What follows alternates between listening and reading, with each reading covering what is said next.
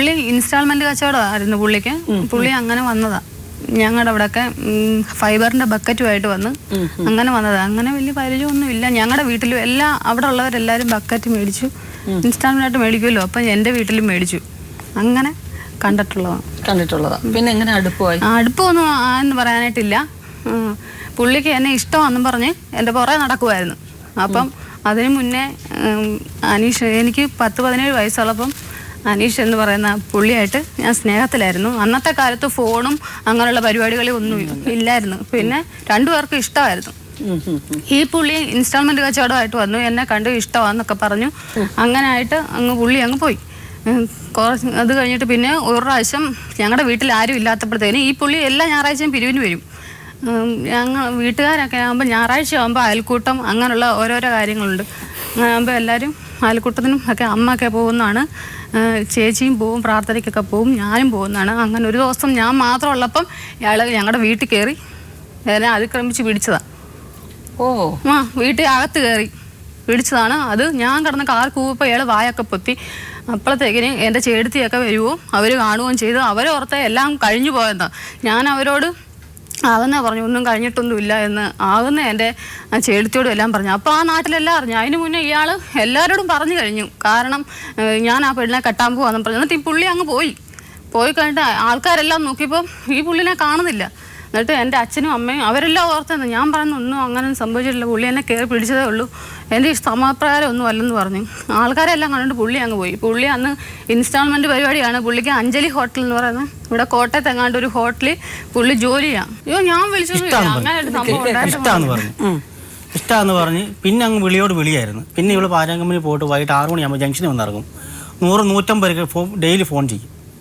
ഞാൻ ഞായറാഴ്ച വന്ന് പിരിവെടുത്തെന്ന് പറഞ്ഞാലും ഒരു 5 മണിയാകുമ്പോൾ ഫോൺ ചെയ്താൽ ഒരു 7 മണി വരെ സംസാരിക്കും എന്നോട്. അപ്പോൾ ആ പുള്ളി ഇപ്പോൾ ഇവിടെ നേരിട്ട് പറഞ്ഞിട്ടുണ്ട്, ഇപ്പം എൻ്റെ 150 രൂപ വെച്ച് നോക്കുവാണെങ്കിൽ ഇത്രയും മാസത്തെ പൈസയ്ക്ക് പുള്ളി നല്ല എസ്റ്റഡി ബൂത്ത് വന്നിട്ടുണ്ട്. അപ്പം ഞാൻ കല്യാണം കഴിഞ്ഞ് വന്നപ്പം എന്നെ കാണിച്ചു തന്നിട്ടുണ്ട്. ഇത് കണ്ടോ, ഞാൻ ഞാൻ പൈസ കൊടുത്തതിന് ഇതാ ബൂത്തായി കാണുന്നുണ്ട് പറഞ്ഞു വിടുന്നത് തന്നിട്ടുമുണ്ട്. ഞാൻ നേരിട്ട് ഇഷ്ടമാണെന്ന് പറഞ്ഞിട്ടില്ല. പിന്നെ എൻ്റെ കൂടെ അവൾ പറഞ്ഞില്ല വീട്ടിൽ കയറി പിടിച്ചെന്ന്. 2 പ്രാവശ്യം എൻ്റെ കൂടെ കോട്ടയത്ത് വന്ന് എൻ്റെ കൂട്ടുകാരൻ്റെ വീട്ടിലാണ് ഞാൻ പോയി പിടിച്ചിട്ടുള്ളൂ, അല്ല ഞാൻ ഇവിടെ വീട്ടിൽ പോയി പിടിച്ചിട്ടില്ല. കൂട്ടുകാരൻ്റെ വീട്ടിൽ പോയി പിടിച്ചിട്ടുണ്ട്. ഇല്ല വേണേൽ കൂട്ടുകാരനെ സാക്ഷിയാക്കാൻ വേണമെങ്കിൽ. പിടിച്ചത് സമ്മതത്തോടാണോ അതോ സമ്മതത്തോടു കൂടിയാ? പിന്നെ സമ്മതത്തോടു കൂടിയാണ്. സിനിമയ്ക്കും കേട്ടിട്ടുണ്ട്. ഒരു ദിലീപിന്റെ പടം അന്ന് അവളെ പിടിച്ചു കഴിഞ്ഞ് ഞങ്ങൾ ബന്ധപ്പെട്ട് കഴിഞ്ഞ് ഞങ്ങൾ സിനിമയ്ക്കും കേട്ടിട്ടുണ്ട്. ആദ്യം ഫസ്റ്റിലെ, അല്ലാതെ ഈ പുള്ളിയുടെ കൂടെ ഹോട്ടലിലോ ഒന്നും ഞാൻ പോയിട്ടൊന്നുമില്ല. ഒരു അടുപ്പവും ഇല്ലാത്ത ഒരാൾക്ക് ഇങ്ങനെ നമ്മൾ മുക്കാപ്പവന്റെ അത് പുള്ളി അവിടെ വന്നിട്ട് പുള്ളിക്ക് കല്യാണം കഴിച്ചു കൊടുക്കുവാന്ന് എല്ലാരും പറഞ്ഞു ഉറച്ചു. അതുകൊണ്ട് പുള്ളിയെ എനിക്ക് കെട്ടിച്ചേരത്തോളെന്ന് എല്ലാരും പറഞ്ഞു. 6 മാസം കഴിയുമ്പോ കല്യാണമാണെന്നും പറഞ്ഞു. വീട്ടുകാർ സമ്മതിപ്പിച്ച് വേറെ ആരും എന്നെ കെട്ടത്തില്ല, ഇയാൾ തന്നെ എന്നെ കെട്ടുന്നത്. ഇല്ല, കല്യാണം ഒന്നും നടന്നൊന്നുമില്ല. പുള്ളി എന്നെ വിളിച്ചോണ്ട് പോവായിരുന്നു.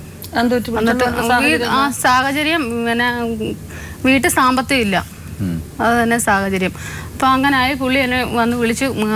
വീട്ടിൽ സാമ്പത്തികം ഇല്ലെന്നുണ്ടെങ്കിൽ ചെറിയ രീതിയിലെങ്കിലും വീട്ടിന്റെ നടയിലൊരു പന്തലിട്ട് അങ്ങോട്ടും ഇങ്ങോട്ടും എന്തോ ചടങ്ങെന്ന് വെച്ചാൽ നടത്തിയിട്ട് പോയി രജിസ്റ്റർ ചെയ്യുന്നതാണെങ്കിൽ ഏത് സമയം അവിടെ അച്ഛനും ഒത്ത് കുടിച്ചു മറിഞ്ഞ് നടക്കുന്നു. എല്ലാവരോടും അങ്ങ് പറയുക, കെട്ടുക, അതൊക്കെ ഓക്കെയാണ്. പക്ഷേ വീട്ടിൽ സാമ്പത്തികം ഇല്ല, ഒരു കല്യാണം നടത്തിയതേ ഉള്ളൂ, സാമ്പത്തികമായിട്ട് ചുറ്റുപാടില്ല. വീട്ടിന്റെ നടയിലൊരു പന്തലിട്ട് 4 ബന്ധുക്കളെ അയൽവക്കക്കാരെല്ലാം വിളിച്ച് ഇതാണ്ട് ഇതിങ്ങനെയാണ്, സാമ്പത്തികം ഇല്ലാത്തതുകൊണ്ട് നാളെ സാമ്പത്തികം ഉണ്ടാവുമ്പോൾ ഞങ്ങളെ കൊണ്ട് കഴിയുന്ന എന്തെങ്കിലും ചെയ്യാമെന്ന് പറഞ്ഞ് ഉത്തരവാദിത്തമായിട്ട് രജിസ്റ്റർ ചെയ്ത് ഒന്നും വിടാതെ നിങ്ങളുടെ കുടുംബത്തിലും ആരുമില്ല. വിവാഹതയുള്ള കാര്യങ്ങളൊന്നുമില്ല. അതൊരു ചീത്തപ്പേരല്ല. ഒരു പെൺകുട്ടി നല്ലതാണെന്ന് തോന്നിയതുകൊണ്ടായിരിക്കുമല്ലോ അവളെ കല്യാണം കഴിക്കണമെന്ന് ഒരാൾ പറയുന്നത്. അപ്പോൾ അതയാൾ പറഞ്ഞത് വിട്ടേക്കാം. പക്ഷേ ഈ രാത്രിയിൽ ഇങ്ങനെ അമ്മയും ചേച്ചിയും കൂടെ ആണുങ്ങളാരും അറിയാതെ അയൽവക്കക്കാരും അറിയാതെ എന്തിന് രഹസ്യമായിട്ട് ഓട്ടോയിൽ കയറ്റി വിട്ടു? അവിടെ ചോദ്യം. അല്ല, ഇയാൾ ഗൾഫിൽ പോകാനുള്ള ശ്രമം വല്ല നടന്നായിരുന്നു? ഇല്ല. അത് അറിഞ്ഞും കൊണ്ട് കല്യാണത്തിന് മുൻപ് അങ്ങനെ ഒരു ശ്രമം നടന്നില്ല.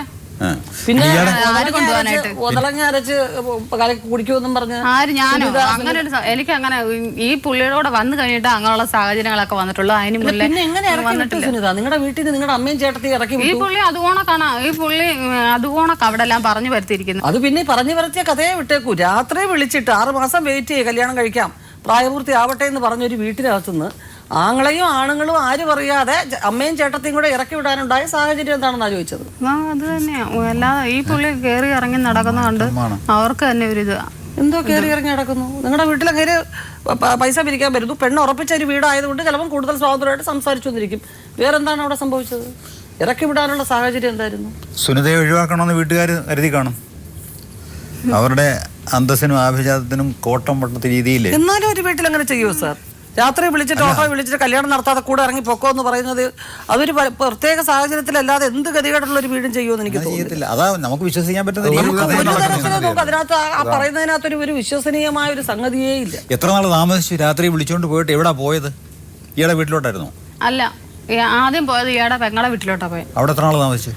അവിടുന്ന് അവിടെ ഞാൻ ചെല്ലുമ്പോഴത്തേക്കിന് പെങ്ങളുടെ ഭർത്താവ് കൊച്ചുമോൻ എന്ന് പറയും, പുള്ളി എന്നോട് ചോദിക്കുവാണ്, നീ എന്ത് വിശ്വസിച്ചാണ് ഇവൻ്റെ കൂടെ ഇറങ്ങിപ്പോകുന്നത്? ഇവനെക്കുറിച്ച് നിനക്ക് വല്ല അറിയുമോ? നിന്നെ ഞാനിപ്പം വീട്ടിൽ കൊണ്ടാക്കട്ടെ എന്ന് ചോദിച്ചു. ഞാൻ പറഞ്ഞു, ഞാനിപ്പോൾ ഇറങ്ങി വന്നില്ല, ഇനിയും ചെന്നാൽ എന്നെ വീട്ടുകാർ കൊണ്ടൊന്നും കയറ്റത്തില്ല, ആരും കയറ്റത്തില്ല എന്ന് പറഞ്ഞു. അപ്പോഴാണ് എന്നോട് പറഞ്ഞത് ഈ പുള്ളി വേറെ അവിടെ അടുത്തുള്ള ഒരു പെണ്ണുമായിട്ട് സ്നേഹത്തിലായിരുന്നു.